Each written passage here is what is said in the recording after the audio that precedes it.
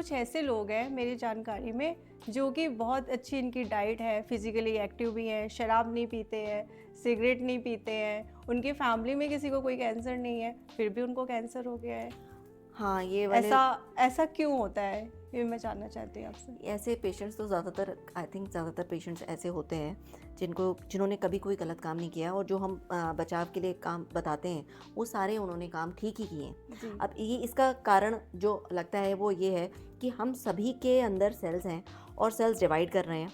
Divide करने के समय म्यूटेशन हो जाती है। म्यूटेशन का मतलब है कि म्यूटेशन जीन सीक्वेंस में चेंज हो जाता है, फिर प्रोटीन उसका फंक्शन वगैरह चेंज हो जाता है। ऐसे करके कोई भी सेल अगर उसमें म्यूटेशन है तो उसके अंदर ऐसी म्यूटेशन हो सकती है कि वो जल्दी जल्दी डिवाइड कर रहा है, उसके अंदर ऐसा सिग्नल ही बंद हो गया कि वो मर जाए। जो हमारे सारे सेल्स में होता है कि इतने टाइम के बाद आपको मर जाना है। जैसे कि हमारे ब्लड के सेल्स हैं वो 120 डेज में उनको मर जाना है, नया आना है। स्किन जो हमारी है वो भी हर हफ्ते नए सेल्स आ जाते हैं, मुंह के सेल्स आ जाते हैं, बाल ग्रो करना शुरू कर देते हैं। तो हर एक के पास अपनी एक नई इन्फॉर्मेशन है कि इतने दिनों में आपको करना है। अगर कोई म्यूटेशन होता है तो वो भूल जाता है उसे करना क्या है, और वो जल्दी जल्दी मल्टीप्लाई करना शुरू कर देता है।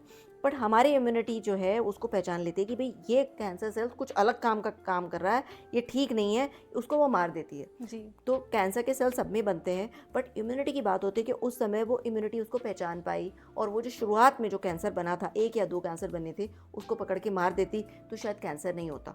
तो क्योंकि कैंसर हम लोग जिस तरह के पोल्यूशन में रह रहे हैं तो ऐसा तो सबको हो जाना चाहिए था, बट नहीं हो रहा है क्योंकि जिसकी इम्यूनिटी अच्छी है वो ठीक तरीके से चल पा रहा है। इसका राशनल दे सकती हूँ, बट कुछ और भी इसके रीजंस हैं, क्योंकि हमारे जेनेटिकली प्री डिस्पोज होते हैं कि किस तरह के हमारे जीन्स में कुछ खास तरह के कैंसर हो सकते हैं। जो आजकल इस पे बहुत रिसर्च चल रही है और लोग अपने जेनेटिक चेकअप भी कराते हैं देखने के लिए कि कौन सा कैंसर होने का चांस ज़्यादा है। जी, मतलब इसमें इम्यूनिटी का बहुत खास रोल है। मतलब सबको अपनी इम्यूनिटी स्ट्रांग रखनी चाहिए। मैम, क्या मेल्स में भी ब्रेस्ट कैंसर हो सकता है? हाँ, मेल्स में भी ब्रेस्ट कैंसर हो सकता है। मेल्स को लगता है कि उनको ब्रेस्ट कैंसर नहीं हो सकता, जो कि देखिए नॉर्मल मेल में ब्रेस्ट कैंसर का रिस्क बहुत कम होता है, जो कि 0.1% है। अगर 70 साल की उम्र में लाइफ टाइम रिस्क उनका 0.1% होता है। बट अगर उन्हें कोई जेनेटिक प्रॉब्लम है, हेरिडिटरी कैंसर है, जैसे कि जो हमारे पास ब्रेस्ट या ओवरी कैंसर के पेशेंट्स हैं जिनको BRCA पॉजिटिव है, उनकी जो खून के संबंध में जो हैं मेन हैं और उनको भी BRCA है, उनको बहुत हाई होता है ब्रेस्ट कैंसर का रिस्क। और ये कैंसर का रिस्क जो है BRCA1 है तो उसका 1 से 2% हो सकता है लाइफ टाइम रिस्क, और अगर किसी का BRCA2 है तो 7% हो सकता है। मतलब मैं आपसे कहूँगी 4 से लेकर 40% उनका रिस्क एक नॉर्मल मेन से बढ़ जाता है। तो अगर BRCA पता करना बहुत ज़रूरी है कि मेन को भी पता चल सके कि उनको भी कैंसर, मतलब उनको BRCA करवाना होगा, उनको पता चल जाएगा कि उनको ब्रेस्ट कैंसर हो सकता है, तो हम और भी तरीके के अलग इलाज उनको बता सकते हैं। ओके मैम, किस एज में करवाना चाहिए जिससे उनको ये पता? ये जो जेनेटिक टेस्टिंग है ना, ये 18 साल की उम्र के बाद होती है, बट ये उन्हीं की करते हैं जिसके खून के रिश्ते में हमने BRCA डिटेक्ट कर लिया हो, या फिर उसके 2 या 3 संबंधी ऐसे हैं जिनको एक स्पेसिफिक तरह का कैंसर हो रहा है। जैसे समझिए कोई पेशेंट है, वो कह रहा है कि मेरे तो दादाजी को भी प्रोस्टेट कैंसर था, मेरे पापा को भी प्रोस्टेट कैंसर था। तो अब जब ये पता चल गया तो हम उस जीन को, अगर वो उससे संबंधित कोई है तो उस पर टेस्ट करा सकते हैं। तो या तो उसकी फैमिली हिस्ट्री ऐसी हो, या फिर हमने किसी की जेनेटिक टेस्टिंग कर रखी है और उसको अपने आप में ढूंढना हो कि उसे इस तरह का कोई म्यूटेशन है या नहीं। मतलब परिवार में जैसे कोई कैंसर चला आ रहा है और ये टेस्टिंग के बाद तो मतलब आगे जनरेशन में होने से रोका जा सकता है? रोका तो नहीं जा सकता कि जेनेटिक मेकअप को चेंज किया जा सकता, बट उसको ये बताया जा सकता है कि भाई इस उम्र में आप प्रोस्टेट निकाल दें, समझ लीजिए, तो आपका कैंसर होने का रिस्क कम हो जाएगा। ब्रेस्ट कैंसर आप एक सीमित उम्र से पहले निकाल दें तो आपका कम हो जाएगा। ज़ीरो नहीं कर सकते, बट हाँ कम कर सकते हैं। तो जैसे BRCA हमारे गायनेकोलॉजी ऑन्कोलॉजी में ब्रेस्ट और ओवरी का होता है, जिसको पॉजिटिव आता है, समझ लीजिए मेरे पास महिला है जिसको ओवरी कैंसर है, हमने उसका BRCA टेस्ट करा, उसको पॉजिटिव आ गया। हमने उसकी बेटी का करवाया, बेटी का भी पॉजिटिव आ गया।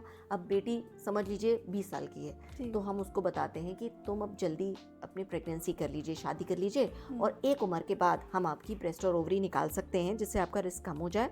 दूसरा, हम कुछ और भी चीज़ें, मतलब सर्वेलेंस अलग तरह की होती है, ब्रेस्ट को MRI से चेक करना, जल्दी चेक करना, ओवरी को भी बार बार चेक करना, तो अलग तरीके के उनके वो हैं। तो अगर आपका डॉक्टर अगर किसी महिला को इस तरह के कैंसर है तो डॉक्टर ही खुद बता देते हैं कि आप अपने संबंधियों का चेकअप करा लीजिए। जी मैम आपने बहुत अच्छी जानकारी दी है। मैम क्या हम ओवरी कैंसर, सर्विक्स कैंसर या यूट्रस कैंसर को जल्दी डायग्नोज कर सकते हैं?